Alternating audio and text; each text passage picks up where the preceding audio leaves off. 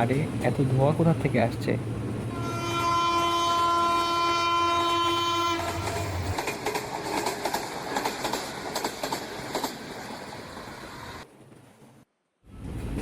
Hello বন্ধুরা, চলে এলাম নতুন একটি ভিডিও নিয়ে। আপনারা সবাই কেমন আছেন? আশা করি ভালোই আছেন। আমিও ভালো আছি। এখন আমি আছি আপাতত নকশিকাঁথা কমিউটার ট্রেনে। এটি ঢাকা থেকে খুলনার মধ্যে চলাচল করে। তবে আমি এই ট্রেনটিকে ঢাকা থেকে চালিয়ে নিয়ে আসিনি, আমি এই ট্রেনটিকে রাজবাড়ী থেকে চালিয়ে নিয়ে এসেছি। আর আমি ট্রেনটিকে খুলনা পর্যন্তও নিয়ে যাব না। সামনেই পোড়াদহ জংশন, ওখানেই আমি নেমে যাব। তারপর অন্য কোনো একজন লোকোমাস্টার ট্রেনটিকে নিয়ে খুলনা যাবে। এই যে, এই ব্রিজটি পার হলেই আমরা পোড়াদহ জংশন রেল স্টেশনে প্রবেশ করব। পোড়াদহ জংশন থেকে একটি লাইন ঈশ্বরদীর দিকে, একটি লাইন দর্শনার দিকে এবং একটি লাইন রাজবাড়ির দিকে গিয়েছে। আমরা যে লাইনটি দিয়ে পোড়াদহ জংশনে প্রবেশ করছি, এই লাইনটি হলো রাজবাড়ি অভিমুখী লাইন।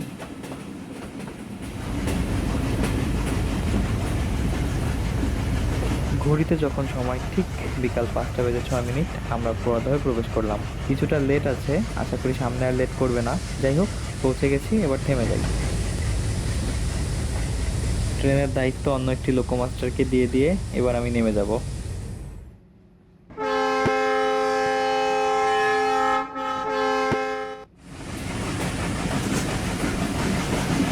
ও, আপনাদেরকে তো বলাই হয়নি কেন আমি রাজবাড়ি থেকে পোড়াদহ এসে নেমে গেলাম।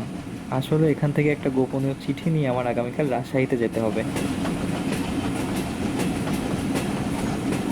এখান থেকেই আবার আগামীকাল আমরা কপোতাক্ষ এক্সপ্রেস নিয়ে রাজশাহীতে যাব। এখন আমি আপাতত আমার ছুটি উপভোগ করি, তাহলে আগামীকাল আবার দেখা হচ্ছে। রাতও শেষ, আমার ছুটিও শেষ। ঠিক সময় চলে এসেছি রেল স্টেশনে। ওই যে দূরে দেখা যাচ্ছে কপোতাক্ষ এক্সপ্রেস ট্রেনটি আসছে।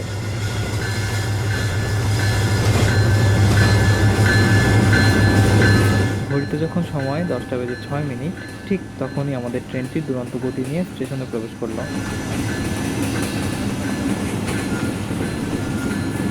ট্রেনটির এখানে আসার কথা ঠিক সকাল 10টায় এবং ছেড়ে যাওয়ার কথা 10:03।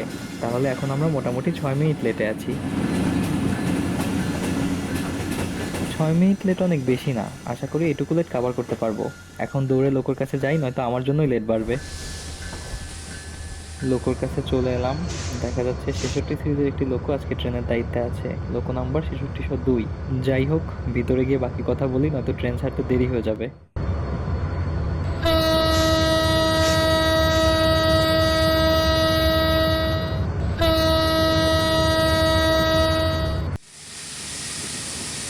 ট্রেন ছেড়ে দিয়েছি, এখন আর চিন্তা নেই।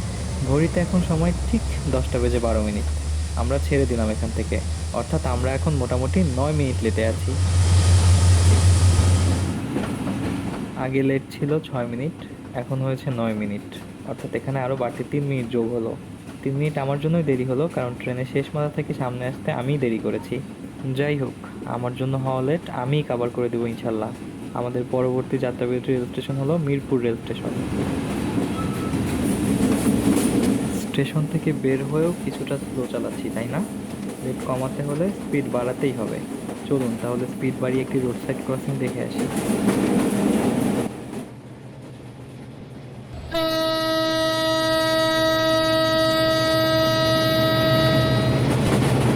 লম্বা একটি হর্ন বাজিয়ে একজন সাইকেল আর একজন ভ্যান মামাকে অপেক্ষা করিয়ে বেশ ভালোই গতিতে আমাদের ট্রেনটি লেভেল ক্রসিং অতিক্রম করলো।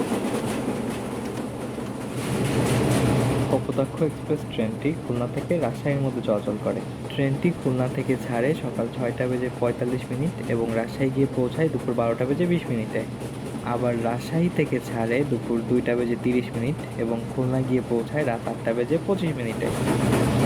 কথা বলতে বলতে আমরা মিরপুরের কাছাকাছি পৌঁছে গেছি। এক্ষুনি স্লো করি, নয়তো থামতে পারবো না।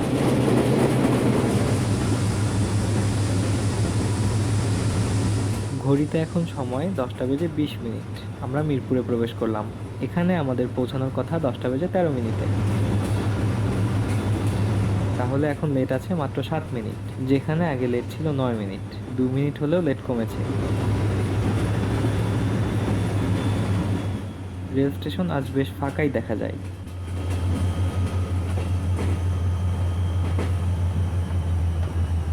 পৌঁছে গেছি, এখানেই থেমে যাব।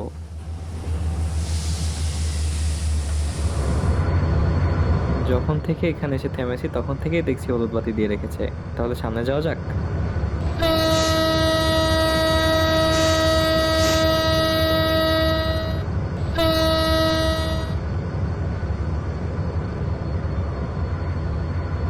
কি ব্যাপার, থ্রটেল বাড়িয়ে দেওয়ার পরেও ট্রেন সামনে যাচ্ছে না কেন? সমস্যাটা কি হলো? আবার চেষ্টা করি তো।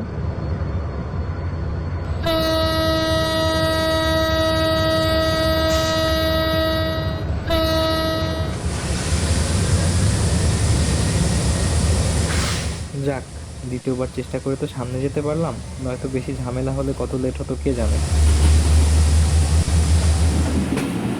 এখানে আমার থামার কথা ছিল 3 মিনিট, তবে যেহেতু এখানে তেমন কোনো যাত্রী ছিল না, তাই আমি মোটামুটি 1 মিনিট থেমেই ট্রেনটি ছেড়ে দিয়েছি। যাক, এতে করে লেট হতো কিছুটা কমবে। আমাদের পরবর্তী যাত্রাবিরতি রেল স্টেশন হলো ভেড়ামারা। ওখানে আমাদের থামার কথা সকাল 10টা বেজে 25 মিনিটে। ভেড়ামারা কেমন একটা অদ্ভুত নাম, তাই না? আরে আরে আরে আরে, হঠাৎ ট্রেনটা এভাবে থেমে যাচ্ছে কেন? আমি তো থামাইনি। দাঁড়ান, গার্ড সাহেব আর যাত্রীদেরকে আগে সতর্ক করে দিয়ে নিই।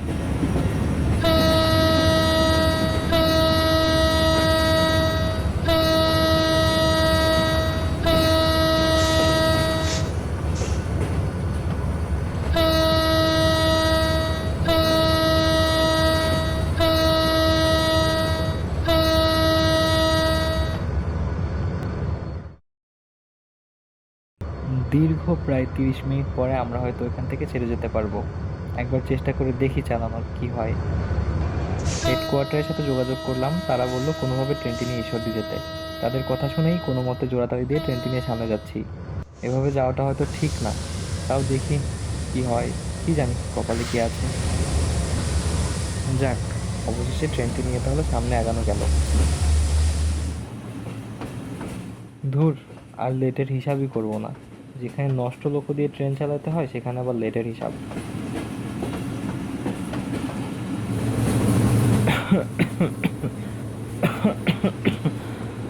আরে, এত ধোঁয়া কোথা থেকে আসছে? দ্রুত ট্রেন থামাতে হবে। কি জানি আবার কি হলো। আয় হায়, এখন আবার এত বেশি ধোঁয়া বেরোনোর কারণ কি? বড় কোনো বিপদ হবে না তো? আরে আরে আরে আরে, ধোঁয়ার সাথে কি ওখান থেকে আগুনও বের হচ্ছে? আজকে কপালে নিশ্চিত দুঃখ আছে। আধা ঘন্টা আগে ফুল ব্রেক করেছি, এখনো ট্রেন থামছে না। যখন কোনো প্রয়োজন ছিল না তখন কত দ্রুত থেমে গেল। আরে বাবা, এবার থাম। যাক, অবশেষে ট্রেন থেমেছে। তাড়াতাড়ি বাইরে গিয়ে দেখি কি অবস্থা। হায় হায়, এ তো দেখছি বেশ ভালোই আগুন লেগেছে। আশেপাশে তো কোথাও পানিও দেখছি না। এই আগুন কিভাবে নিভাবো? এরপর যদি আগুন আরও ছড়িয়ে পড়ে আর পিছনের বগিগুলোতে গিয়ে লাগে, তবে তো পুরো কোচটাই জ্বলে যাবে। এই আগুন নিভানো যেহেতু এই মুহূর্তে সম্ভব হচ্ছে না, তাহলে দেখি কাপলিং খুলে কোচ থেকে লোকটাকে কোনোভাবে একটু দূরে সরানো যায় নাকি। এই তো হয়েছে। এবার লোকটাকে কিছুটা দূরে সরিয়ে দিই, যাতে কোনোভাবেই আগুন কোচ পর্যন্ত যেতে না পারে। ওরে বাবা, ওইদিকে আবার বাড়ি ঘর, তাহলে ওইদিকে আর বেশি না যাই, এখানেই থামিয়ে দিই। কিছুতেই কিছু করা গেল না। এখানে দাঁড়িয়েই চোখের সামনে লোকটি জ্বলে পড়ে গেল। ভাগ্যিস কোচ থেকে লোকটাকে দূরে সরিয়ে আলাদা করে এনেছিলাম, নয়তো পুরো কোচটাই জ্বলে পড়ে যেত লোকটার সাথে। যাই হোক, যদি আপনার এই ভিডিওটি ভালো লাগে তাহলে লাইক, কমেন্ট ও শেয়ার করতে ভুলবেন না। আর পরবর্তীতে কি হলো তা জানতে অবশ্যই আমার চ্যানেলটিকে সাবস্ক্রাইব করে দিবেন। এতক্ষণ সাথে থাকার জন্য অনেক অনেক অনেক ধন্যবাদ। খুব দ্রুত ফিরে আসবো এই ভিডিওটির পার্ট 2 নিয়ে।